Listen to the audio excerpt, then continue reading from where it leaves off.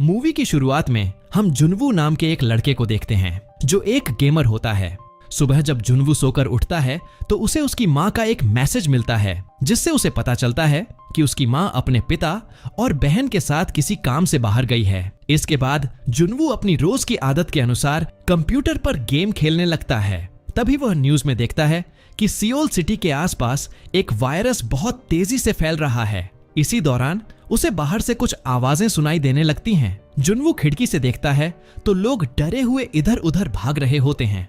उसे समझ नहीं आता कि क्या हो रहा है। थोड़ी देर बाद उसके कमरे के बाहर तेज शोर होने लगता है। वह दरवाजा खोलकर देखता है तो एक लड़का उसके सामने आ जाता है। वह लड़का कमरे में आकर बताता है कि बाहर बहुत हिंसा हो रही है, लोग पागल हो चुके हैं और उसके भाई के साथ भी ऐसा ही हुआ। जुनवू उस लड़के से कहता है कि अगर तुम्हें कोई समस्या है तो पुलिस को कॉल करो, और यह कहकर उसे कमरे से बाहर निकालने लगता है। तभी न्यूज में दिखाया जाता है कि घनी आबादी वाले इलाकों में संक्रमण तेजी से फैल रहा है जिससे लोग हिंसक हो जाते हैं और उनकी आंखें लाल हो जाती हैं। जुनवू देखता है कि उस लड़के की आंखें भी लाल हो रही हैं और वह संक्रमित हो जाता है। लड़का जुनवू पर हमला करता है, लेकिन किसी तरह जुनवू बचकर कमरे से बाहर निकल जाता है और दरवाजा बंद कर देता है। तभी वह देखता है कि एक और संक्रमित आदमी आकर उस लड़के को मार देता है। इससे डरकर जुनवू दरवाजे पर बैरिकेड लगाकर अपने आप को घर में बंद कर लेता है। इसके बाद उसे अपनी फैमिली का एक और मैसेज मिलता है जिसमें वे पूछ रहे होते हैं कि क्या वह ठीक है। उसकी माँ उसे कहती है कि दरवाजा किसी भी अनजान व्यक्ति के लिए मत खोलना, वे अब भी सुरक्षित हैं और उसे इस स्थिति में सरवाइव करना होगा। इसके बाद जुनवू अपने फैमिली फोटो पर आई मस्ट सर्वाइव लिखकर लगाता है और इसे अपने लिए मोटिवेशन बनाता है। लेकिन अब वह पूरे घर में अकेला रह जाता है। अगले दिन वह न्यूज में एक प्रोफेसर को देखता है जो बता रहे होते हैं कि इस वायरस से लोगों के दिमाग पर असर पड़ता है जिससे वे हिंसक हो जाते हैं और ज़ॉम्बी जैसे व्यवहार करने लगते हैं। इसके बाद जुनवू अपनी माँ को कॉल करता है, लेकिन कॉल कनेक्ट नहीं होती। वह अपनी एक फोटो क्लिक करके सोशल मीडिया पर अपलोड करता है और उस पर लिखता है आई मस्ट सर्वाइव, ताकि कोई उसे देखकर मदद के लिए आ सके। इसके बाद वह अपने फोन को एक ड्रोन में लगाकर नेटवर्क ढूंढने के लिए भेजता है। इसी दौरान उसे पता चलता है कि उसके आसपास के सभी अपार्टमेंट के लोग संक्रमित हो चुके हैं। जब उसे नेटवर्क मिलता है तो वह अपने पिता को कॉल करने की कोशिश करता है, लेकिन उसका फोन डेड हो जाता है और कनेक्शन टूट जाता है। रात में जुनवू देखता है कि एक पुलिस ऑफिसर अपनी जान बचाकर ज़ॉम्बीज से भाग रही है। वह उन ज़ॉम्बीज पर अपनी गन से शूट भी करती है, लेकिन थोड़ी देर बाद ज़ॉम्बीज उसे पकड़ लेते हैं। जुनवू उनका ध्यान अपनी ओर खींचने की कोशिश करता है, लेकिन फायदा नहीं होता। इसी दौरान एक संक्रमित आदमी जुनवू के घर में घुस जाता है। जुनवू उसे रोकने की कोशिश करता है, लेकिन वह अंदर आ जाता है। तभी जुनवू नीचे कूद जाता है और वह ज़ॉम्बी भी पीछे कूदकर मर जाता है, जिससे जुनवू की जान बच जाती है। लेकिन वह देखता है कि पुलिस ऑफिसर भी संक्रमित होकर ज़ॉम्बी बन जाती है। इसके बाद जुनवू अपने आप को और सुरक्षित रखने के लिए घर में बंद कर लेता है और एक वीडियो रिकॉर्ड करता है। इसके बाद 7 दिन बाद का सीन दिखाया जाता है, जहां उसके पास खाने पीने का सामान खत्म हो चुका होता है और घर में पानी की सप्लाई भी बंद हो चुकी होती है। वह अपने पिता के ड्रिंक्स पीता है और फिर से वीडियो रिकॉर्ड करता है। ऐसा करते करते 10 दिन बीत जाते हैं। इसके बाद वह वीडियो रिकॉर्ड करते हुए बताता है कि उसका खाना और पानी पूरी तरह खत्म हो चुका है और वह ज़ॉम्बीज का शिकार नहीं बनना चाहता। वह रोज टीवी पर वही स्क्रीन देखता रहता है और लोग कह रहे होते हैं कि अपने घर में रहकर इंतजार करो।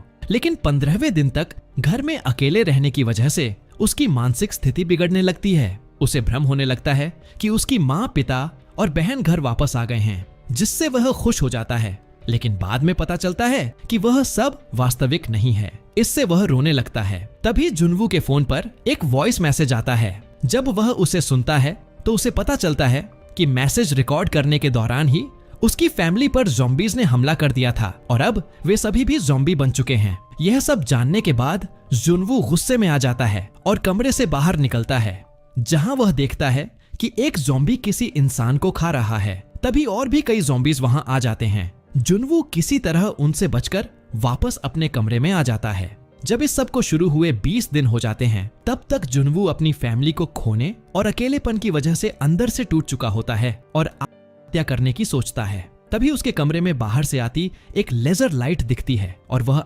हत्या करने से रुक जाता है।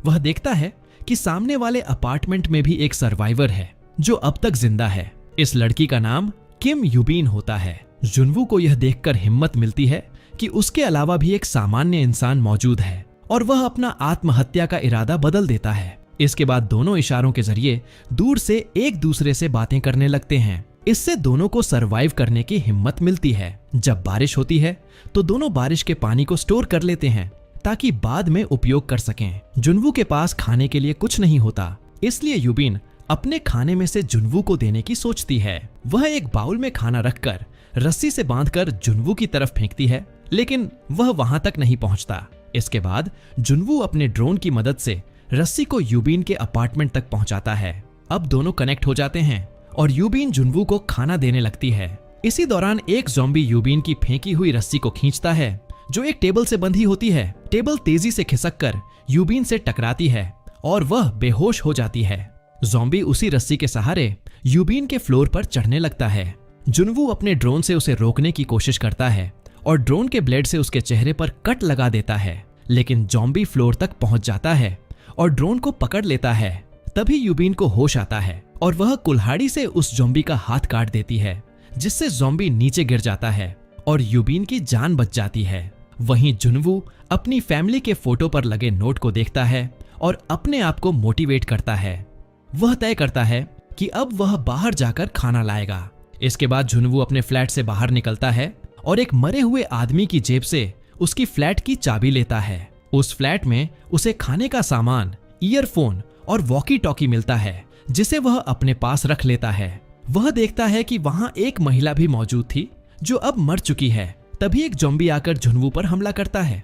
वह किसी तरह बचकर वापस अपने फ्लैट में आ जाता है। इसके बाद जुनवू कुछ खाना और वॉकी टॉकी यूबीन को भेजता है, जिससे अब दोनों सही से बात कर पाते हैं। दोनों एक दूसरे से बात करके खुश होते हैं। तभी उन्हें बाहर से बारिश होने की आवाज आती है, लेकिन वास्तव में बारिश नहीं हो रही होती, बल्कि ज़ॉम्बीज इमारतों में तेजी से भाग रहे होते हैं, जिससे ऐसा लगता है जैसे बारिश हो रही हो।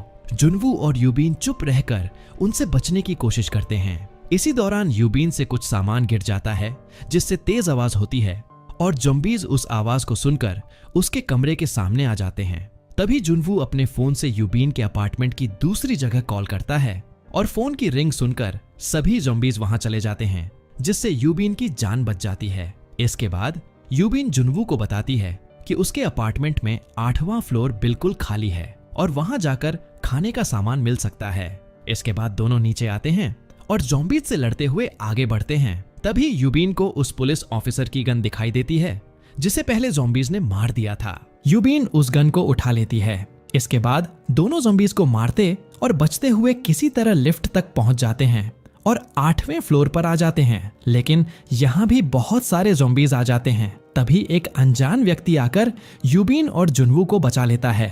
वह अब तक यहाँ सरवाइव कर रहा होता है। वह जुनवू और यूबीन को कुछ खाने के लिए देता है और बताता है कि जल्द ही रेस्क्यू टीम आने वाली है और सबको बचा लेगी। यह सुनकर जुनवू और यूबीन को खुशी होती है, लेकिन वह अनजान व्यक्ति असल में दोनों को धोखा दे रहा होता है। उसने उनके खाने में बेहोशी की दवाई मिला दी थी, क्योंकि उसकी पत्नी ज़ॉम्बी बन चुकी थी और वह यूबीन को उसके सामने डालना चाहता था। लेकिन तभी जुनवू होश में आ जाता है और उस आदमी को गन पॉइंट पर ले लेता है और दरवाजा खोलने के लिए कहता है। अंदर यूबीन समझदारी से उस ज़ॉम्बी का सामना करती है और उसके मुंह पर कपड़ा लपेटकर उसे उसके पति के सामने छोड़ देती है, जिसके बाद वह ज़ॉम्बी अपने ही पति को मार देती है। इसके बाद यूबीन दोनों पर गन से शूट कर देती है, लेकिन गन की आवाज सुनकर ज़ॉम्बीज उनकी तरफ आने लगते हैं। इसके बाद यूबीन गन जुनवू को देती है और कहती है कि वह ज़ॉम्बी बनकर या उनके हाथों नहीं मरना चाहती, इसलिए उसे शूट कर दे। तभी उन्हें कई हेलीकॉप्टर्स की आवाज सुनाई देती है। वे देखते हैं कि रेस्क्यू टीम उन्हें बचाने आई है। इसके बाद दोनों ज़ॉम्बीज का सामना करते हुए अपार्टमेंट की छत पर पहुंचते हैं, लेकिन वहां कोई हेलीकॉप्टर नहीं होता। सभी हेलीकॉप्टर्स जा चुके होते हैं। वे दोनों चिल्लाकर कहते हैं कि सर्वाइवर्स यहाँ हैं, हम जिंदा हैं, लेकिन ज़ॉम्बीज उनकी तरफ बढ़ते रहते हैं। जुनवू गन में मौजूद कुछ गोलियों की मदद से आखिर तक यूबीन और खुद को बचाने की कोशिश करता है, लेकिन गोलियां खत्म हो जाती हैं। तभी एक चमत्कार होता है। पीछे से एक हेलीकॉप्टर आता है जिसमें कई सैनिक होते हैं। वे ज़ॉम्बीज पर गोली चलाकर जुनवू और यूबीन को बचा लेते हैं। जुनवू और यूबीन हेलीकॉप्टर में आ जाते हैं। हेलीकॉप्टर में आने के बाद उनके फोन में नेटवर्क वापस आ जाता है और उन्हें कई मैसेज मिलते हैं। मूवी के अंत में हम देखते हैं कि कई सर्वाइवर्स ने सोशल मीडिया पर अपने मैसेज और फोटो अपलोड किए थे, जिनमें से एक फोटो जुनवू की भी थी। उसी फोटो की वजह से रेस्क्यू टीम उन्हें बचाने आ पाई। अब जुनवू का आई मस्ट सर्वाइव बदलकर आई एम अलाइव हो जाता है और इसी के साथ यह मूवी खत्म हो जाती है। अगर आपको यह वीडियो पसंद आया तो लाइक करें, सब्सक्राइब करें और नीचे कमेंट करके हमें बताएं कि आपको यह स्टोरी कैसी लगी।